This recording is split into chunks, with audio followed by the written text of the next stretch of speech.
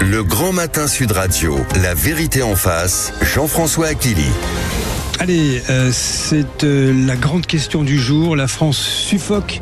Vous savez comment on dit à chaque fois, c'est à qui la faute? L'État peut-il quelque chose? Il y a cette réunion interministérielle provoquée par Sébastien Lecornu avec une dizaine de ministres pour une façon de dire, au fond, nous sommes là pour accueillir les publics en souffrance dans les écoles, les EHPAD, les hôpitaux, évoquer sans doute les prédispositions à venir pour les prochains épisodes caniculaires. Est-ce que, au fond, nous avons été suffisamment prudents et prévoyants? Que fait le gouvernement? C'est la question que posent les uns et les autres à chaque fois. Ou encore, on n'a pas besoin d'eux, les politiques, pour s'organiser. Invité ce matin exceptionnel. Et c'est un plaisir de vous avoir au micro de Sud Radio. Bonjour Brice Lalonde.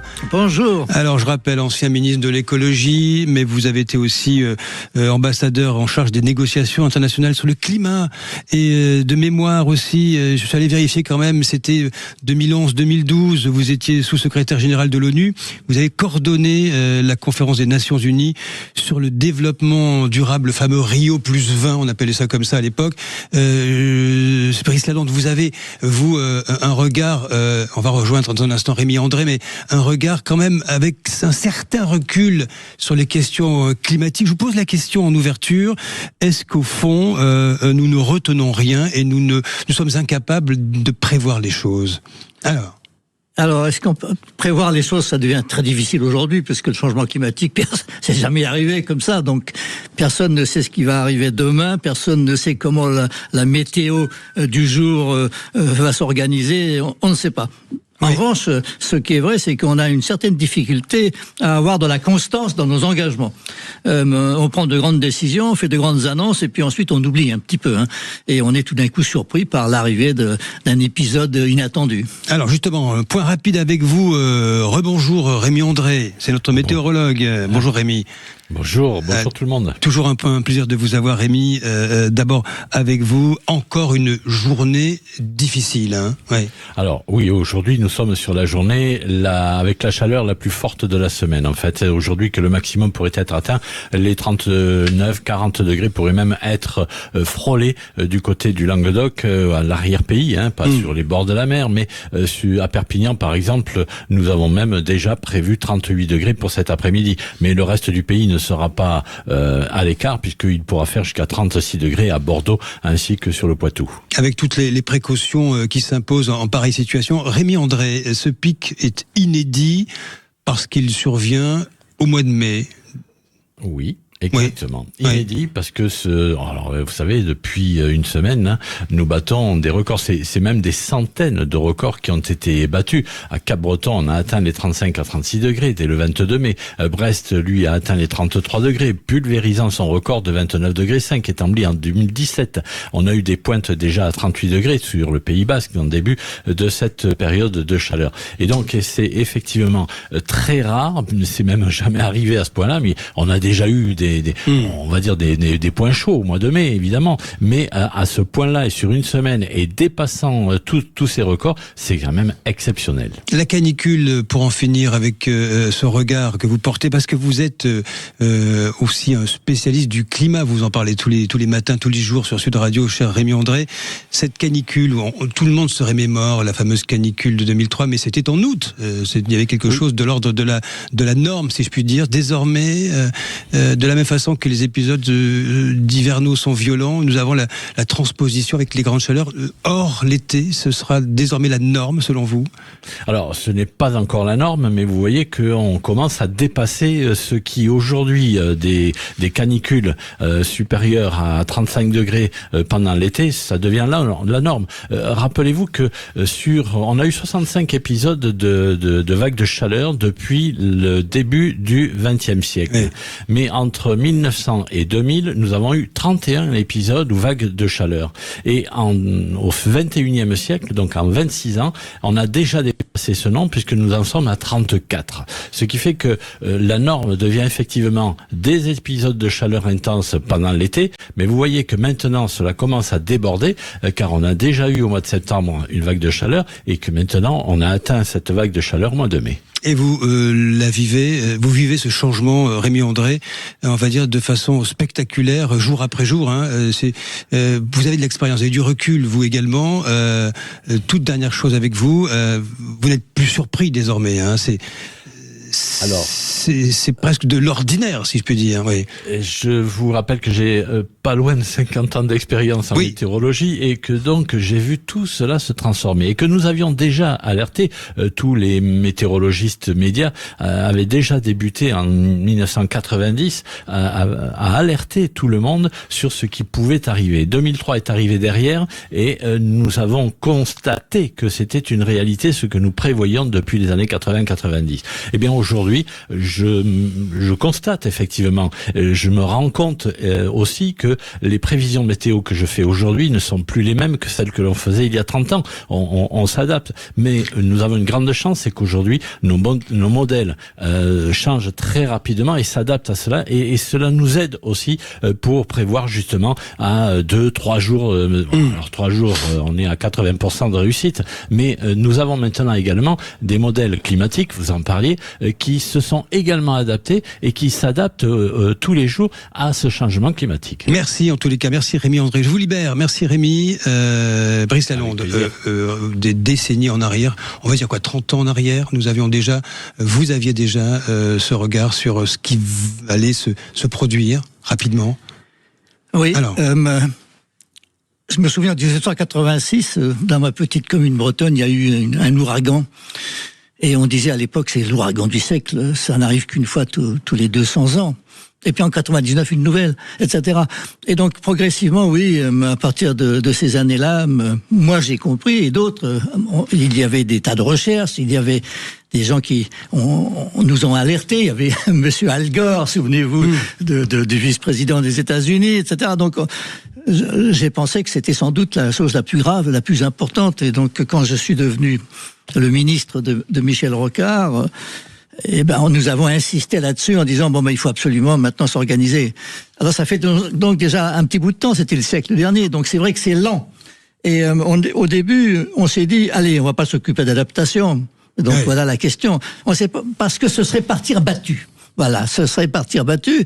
On va donc se concentrer sur la lutte contre le changement climatique, sur ce qu'on appelle la réduction des émissions de gaz à effet de serre. Et je dois dire que c'était pas forcément inutile, puisque aujourd'hui même, les scientifiques nous disent que le réchauffement sera peut-être moins grand que ce qu'ils avaient prévu il y a 20 ans. Pourquoi ? Tout simplement parce qu'il y a des politiques climatiques. Donc les politiques climatiques, ça veut dire que l'humanité s'organise et que finalement ce changement climatique, on arrive déjà à le réduire. Donc il faut continuer. Mais malheureusement, le changement climatique est déjà là, et donc il faut lutter aussi contre la chaleur, contre les incendies de forêt, contre la question de la raréfaction, les pénuries d'eau. Il arrive qu'il y ait des sécheresses, etc. Donc voilà tout ce qu'il faut s'organiser. Et c'est difficile de le faire parce qu'en ce moment en France, on s'organise aussi pour la guerre. Alors on dit on peut pas tout faire, quoi. On peut pas tout faire. Il y a une forme d'injonction contradictoire dans ce qui est annoncé. Brice Lalonde, est-ce qu'il est injuste ou pas de parler de retard français en la matière? Selon vous, est-ce que la France a sous-investi dans l'isolation, les transports, l'adaptation des villes? Vous savez, ces villes qui sont très minérales aujourd'hui et qui nous renvoient la chaleur dès qu'il y a ce premier pic qui apparaît. Est-ce qu'il y a un retard français en la matière ? Je ne pense pas qu'il y ait un retard français particulier. En revanche, il y a peut-être un retard français sur la climatisation. Au fond, pendant très longtemps, en France, on dit c'est pas la peine d'aller climatiser, on est un pays tempéré. Et en réalité, par exemple, la Grande-Bretagne vient de sortir un rapport dans lequel elle nous dit finalement l'Angleterre c'est un pays tropical, il faut s'habituer à ça maintenant, etc. Bon, et donc on a des voitures climatisées, toutes les voitures sont climatisées, il n'y a pas de problème. Oui. En revanche, les demeures, les logements, les bâtiments, pas encore tout à fait, parce qu'on s'est dit il y a peut-être d'autres moyens de faire. Donc voilà, donc il va falloir y passer, il n'y a pas d'autres, donc il faut s'organiser. Et il faut sans doute en France que le gouvernement lance un grand plan de froid, enfin, parce que l'industrie du froid, c'est quelque chose de très important. C'est pas simplement la climatisation ou le rafraîchissement des maisons, c'est la chaîne du froid pour les aliments, c'est la conservation, ce sont tous ces camions frigorifiques, etc. Donc, il y a un enjeu extrêmement important. Le monde, la planète a besoin d'une très grande industrie du froid, et il n'y a pas de raison que la France n'y participe pas. Longtemps, Brice Lalonde, la famille écologiste, je parle de l'écologie politique, s'est opposée notamment à une massification de la clim, expliquant que ça consommait de l'énergie, ça rejetait de l'air chaud, je ne sais quoi. Il y a eu des freins assez féroces là-dessus. Oui, c'est vrai. Il y a eu, mais bon. Je ne sais pas si vous les partagez. Vous savez, rien n'est totalement noir ou blanc. Donc c'est vrai que la climatisation, il faut faire attention. Il faut que ce soit des professionnels qui le fassent. Nous avons maintenant une industrie de la pompe à chaleur qui est très efficace et on a besoin d'elle. En revanche, nous avons encore une petite réticence sur ce qu'on appelle la climatisation air, de l'air, c'est-à-dire le conditionnement d'air, quoi. Oui. Bon, et c'est vrai que ça consomme de l'énergie, mais nous avons une chance extraordinaire, c'est que c'est pendant qu'il fait chaud et qu'il y a du soleil qu'on a besoin de climatisation. Donc l'énergie solaire et le développement incroyable de l'énergie solaire quand même va nous permettre quand même à chaque fois d'adapter dans nos maisons l'apport de l'énergie solaire avec la nécessité de la climatisation. Ouais. Joseph Ruiz, qui prépare cette émission avec moi, me rappelle que c'était il y a quelques mois, la secrétaire nationale des écologistes, Marine Tondelier, expliquait chez nos confrères de BFM TV que la climatisation, ce n'était pas une solution magique. Il y a toujours dans le discours politique, et pas seulement dans les oppositions, pas seulement chez les écologistes, on va dire des anathèmes, ce que j'appelais des injonctions contradictoires qui sèment le trouble auprès des concitoyens. Brice Lalonde. Oui. Il n'y a pas de discours mais c'est vrai. unifié sur la question. C'est vrai. On entendait la publicité pour les voitures et ensuite on nous dit d'aller à pied. Donc si vous voulez, c'est sans arrêt, on a cette injonction contradictoire. Ou alors on nous donne de la publicité pour telle ou telle nourriture. Et on nous dit surtout ne mangez pas gras, ne mangez pas salé, ne mangez pas sucré, etc. Bon, c'est vrai. À un moment donné, il faut quand même avoir du bon sens, et travailler. Donc, il faut des professionnels. Voilà. Il faut des professionnels. Il faut que ce soit sérieusement fait. Il y a des endroits où c'est très difficile de mettre de la climatisation. Paris, les grands immeubles, les vieux immeubles d'Haussmann, c'est difficile, c'est compliqué. Mais là, par exemple, vous avez une solution, ça s'appelle le réseau de froid. On va chercher de l'eau glacée et on fait circuler l'eau glacée à travers la ville dans des tuyaux. C'est une solution parfaitement efficace et qui est déjà, par exemple, utilisée à Boulogne. Elle est utilisée aussi à Paris, mais elle est utilisée à Paris pour le musée du Louvre et pour un certain nombre de grands établissements. Il y a des solutions, en fait. Il y a des solutions que nous pourrions appliquer et mettre en place, généraliser de façon efficace pour se prémunir contre ces pics de chaleur. Restez avec nous après la pause. Nous revenons avec vous, Brice Lalonde, ancien ministre de l'écologie. Ce regard sur ces pics de chaleur à répétition, ce retour aussi du climato-scepticisme, c'est ce que titre le Parisien aujourd'hui en France ce matin, et puis le gouvernement qui se réunit cet après-midi, mais pour dire quoi au juste, allez 0826 300 300 avec notre invité exceptionnel Brice Lalonde, la vérité en face. Le Grand Matin Sud Radio, la vérité en face. Jean-François Akili. Et nous sommes avec Brice Lalonde, ancien ministre de l'écologie, qui a du recul sur les questions climatiques. Nous posons la question, la France suffoque, à qui la faute? L'État peut-il encore quelque chose? Témoignage avec vous, Frédéric, vous nous appelez de Paris. Bonjour Frédéric. Oui, bonjour tout le monde. Alors il y a des mesures à prendre dans les entreprises, vous nous dites ce matin. Ouais. Oui, moi je pars du principe que c'est un peu pragmatique, quand il fait chaud, quand il fait froid, il fait froid. Voilà. Mais par contre, effectivement, je pense que il y a des mesures à prendre, notamment pour les gens, comme je dis, ceux qui tapent la tranchée dans la rue. Donc tous les gens qui travaillent sur les routes, les gens qui travaillent à construction des bâtiments. Là, c'est du bon sens, et je crois que beaucoup de chefs d'entreprise ont ce bon sens. Les gens ne travaillent pas quand il fait 35 degrés, ou 40 degrés. Par contre, on demande à l'État qu'est-ce qu'il faut faire, les écoles, etc.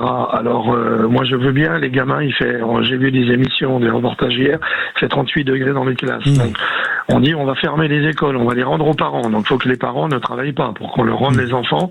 Donc il fait 38 dans les classes et on va les garder, on va les ramener dans leur maison où il fait aussi 38. Donc je vois pas trop l'intérêt de ce type de mesure. Je pense qu'aussi c'est à chacun de s'adapter, de prendre ses responsabilités, de s'adapter. On a connu des périodes très chaudes. Moi je me souviens de l'été 76, il a fait ce temps-là, mais pendant 2 mois, donc c'était un peu plus long que 6 jours. Et ça avait été à l'époque catastrophique. Je me souviens avec mes copains. On imitait les Indiens dans les films de John Wayne, on faisait des ronds pour invoquer la pluie. Mais il y avait les anciens qui allaient prier devant les croix à l'angle des chemins pour faire venir la pluie. Voilà. Après, il y a eu 2003. C'est vrai que c'est. Donc vous nous dites ne pas être catastrophiste, patron. Mais non, non, je crois qu'il faut arrêter de faire peur aux gens en permanence. On a fait peur la semaine dernière, ou il y a 15 jours, sur l'antivirus. C'est monté en flèche. Et là, on fait peur aux gens. La terre va brûler, on va tous mourir. Demain, ça va être autre chose. Il y a aussi l'Iran, il y a aussi l'Ukraine, ça me paraît important quand même. Voilà, on fait peur aux gens en permanence. Je pense qu'il faudrait plutôt éduquer les gens pour qu'ils aient des réflexes, qu'ils sachent quoi faire quand il fait chaud, quand il fait froid, quand il pleut. Et moi, quand j'entends tous les politiques venir se jeter sur les micros pour dire il faut faire ceci, etc., mais qu'ont-ils fait quand ils étaient aux affaires, par contre? Alors, est-ce qu'on a lancé des plans de pompe à chaleur dans les Brice Lalonde va vous répondre. J'entends les. Merci Frédéric depuis Paris. Vous avez raison, vous posez la bonne question ce matin, Frédéric, depuis Paris. Brice Lalonde, plusieurs questions qui me viennent. D'abord, est-ce que nous sommes trop sans sombrer dans le climato-scepticisme? Attention, mais est-ce que nous sommes un peu trop catastrophistes et peut-être est-ce que ça nous tétanise? Est-ce que ça nous empêche de prendre des bonnes décisions? Alors, il faut en effet garder la tête froide et je pense que c'est la persévérance qui compte le plus et donc il faut être persévérant. Il faut certainement réduire une partie des objectifs qu'on se donne. Vous savez, dans la politique, c'est celui qui est le plus blanc, qui lave plus blanc que blanc qui gagne et donc dans les assemblées, au Parlement, on va voter des motions où les objectifs sont complètement inatteignables. Et donc ça, c'est absurde parce que du coup, les gens se découragent parce qu'on n'y arrive pas. Évidemment. Donc il faut être sans doute plus modeste, mais plus persévérant et de ne pas s'arrêter. Donc le changement climatique est réel. Il y a aucun doute là-dessus. Oui. Donc maintenant, face au changement climatique, il faut faire des choses de manière continuelle, mais sans exagérer, en effet. Réaliste. Alors, les écoles, ça fait longtemps. Vous savez, il y a un plan. Ce que vous ne savez pas, sans doute, c'est que le gouvernement, on en est à la 3e version du plan d'adaptation de la France au changement climatique. Et ce plan est très, très complet. Vous savez, comme toujours, ce sont des politiciens, tous ces gars-là, ils ont écrit tout ça. Simplement, il faut le mettre en œuvre. Et c'est ça la difficulté. Il n'y a pas beaucoup d'argent. Donc, il faut, par quoi on commence? On peut pas tout faire en même temps. Et déjà, tous les opérateurs, EDF, la SNCF, tout ça, ils ont tous leur obligation d'avoir leur propre plan à eux. D'ailleurs, vous avez vu qu'en ce moment, la SNCF, elle va arrêter 2 ou 3 trains parce qu'elle n'a pas les moyens de les climatiser. Donc, c'est fait, c'est en route. Et simplement, maintenant, il n'y a pas assez d'argent, peut-être, pour tout faire en même temps. Toujours la même histoire. Brice Lalonde, vous évoquez la vie politique. Est-ce que vous n'estimez pas aujourd'hui que l'écologie politique est au fond punitive aujourd'hui, c'est-à-dire qu'elle est ancrée à gauche? Est-ce que c'est une bonne ou une mauvaise chose à vos yeux? Vous qui avez été une figure de l'écologie politique en France, et vous l'êtes toujours, est-ce que vous estimez aujourd'hui que cet ancrage-là n'est pas le bon? Et est-ce que la vision est punitive? Alors, vous avez raison, mais ce sont de graves questions. Oui, l'écologie, elle est pour tous les Français, qu'ils soient de droite ou de gauche. C'est absurde de vouloir confiner l'écologie à l'extrême gauche. Et je pense que c'est très très mauvais pour l'écologie, parce que du coup, une grande partie des Français se disent l'écologie c'est pour les gauchistes, c'est pas pour moi. Non, l'écologie c'est évidemment pour tout le monde, et il faut être extrêmement sérieux et sans doute ne pas faire de politique. C'est une erreur de faire un parti écologiste. C'est une erreur parce que à ce moment-là, vous allez piquer des voix aux autres et du coup tous les autres vont dire mais c'est un adversaire. Donc c'est pas un adversaire. Bon, et alors punitive. Oui, vous avez raison. Il faut plutôt être positif et plutôt proposer une écologie qui nous permette de vivre mieux. Donc vivre mieux, il y a des tas de possibilités aujourd'hui de vivre mieux sans être obligé de se priver de. Je pense que l'idée de la décroissance, je pense que c'est une très mauvaise idée, c'est un très mauvais terme parce qu'on a tout de suite l'impression que ça veut dire qu'il faut serrer la ceinture, se priver. Et c'est pas du tout. C'est une mauvaise option. Quand vous voyez le président de la République qui réunit à l'Élysée les champions de l'électrification avec un horizon dans les années 30 qui viennent, c'est la bonne idée parce que ça raconte que le tout nucléaire. Désormais, le choix, c'est le tout nucléaire en France pour tout ce qui est du réchauffement climatique, mais aussi au fond de la consommation d'énergie et de l'autonomie de notre pays. C'est le bon choix ou pas?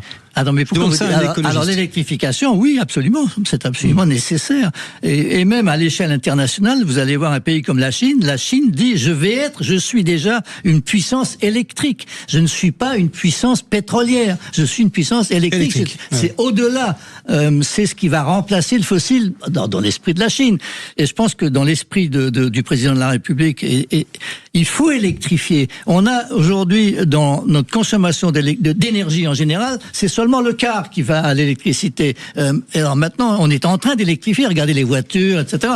Donc il va falloir électrifier. Mais pourquoi est-ce que vous dites nucléaire, 100% nucléaire? Non. Le solaire est sans doute l'électricité solaire est sans doute la forme d'énergie qui se développe le plus rapidement à la surface de la planète. Donc c'est aussi le solaire, c'est aussi les éoliennes, mais le nucléaire a sa place parmi les autres. Évidemment, le nucléaire, on a la chance extraordinaire d'avoir eu une génération avant, j'étais pas forcément pour à l'époque, qui nous a laissé une cinquantaine de réacteurs nucléaires en bon état de marche. Il faut les utiliser. Voilà. Il n'y a pas de raison de ne pas les utiliser. Et ce sera le mot de la fin. Merci à vous, Brice Lalonde, d'être venu porter ce regard plutôt positif. Il y a des solutions, il faut aller vite, mais peut-être ne pas sombrer dans le catastrophisme. On va s'en sortir, c'est ce que vous dites ce matin. Naturellement qu'on va s'en sortir. Allez, on va s'en sortir. Merci, Brice Lalonde. Bonjour, Valérie Expert. Bonjour. Quels sont les sujets de Mettez-vous d'accord? Écoutez, on va commencer avec Félix Mathieu, comme tous les jours, avec c'est quoi le problème? Et le problème, ce sont nos cantines scolaires et la malbouffe, avec Stéphane Manigold qui a signé une tribune il y a quelques jours et qui s'inquiète du lobby des industriels qui empêchent en fait les circuits courts. Donc que mangent nos enfants à l'école? Que mangent vos enfants à la cantine? 0826 300 300, appelez-nous pour témoigner. Nos confrères de Radio France ont révélé il y a quelques jours que l'éducation nationale envisageait d'introduire l'e-sport à l'école. L'e-sport, ce sont des jeux vidéo, ni plus ni moins. Une tribune ce matin dans le Figaro s'étonne et de nombreux pédopsychiatres s'interrogent sur l'arrivée de nouveaux écrans à l'école, l'introduction de jeux vidéo à l'école. 0826 300 300, toujours avec vous, vos réactions. À tout de suite.